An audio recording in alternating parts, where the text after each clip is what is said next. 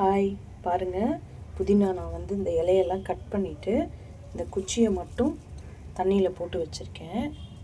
பாருங்கள், லைட்டாக வேரெல்லாம் விட்டுருக்கு. இது ஒன் டே நான் அப்படியே தண்ணியில் போட்டு வச்சுருக்கேன்.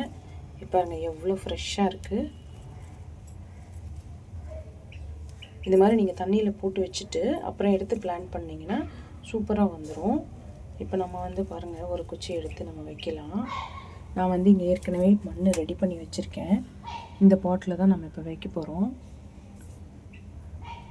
இப்போ இந்த மாதிரி நீங்கள் வந்து இது வரைக்கும் உள்ளே போகிற மாதிரி வச்சுக்கோங்க. ஏன்னா இது 3 இடத்துல வேர் இருக்குது.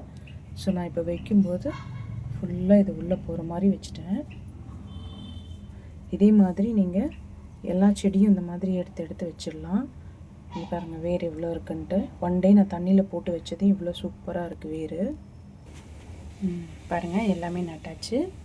லைட்டாக தண்ணி ஊற்றி விட்டுடலாம். போதும், இனிமேல் தண்ணி ஊற்ற வேண்டாம். நல்லா ட்ரை ஆகட்டும், அதுக்கப்புறமா ஊற்றிக்கலாம்.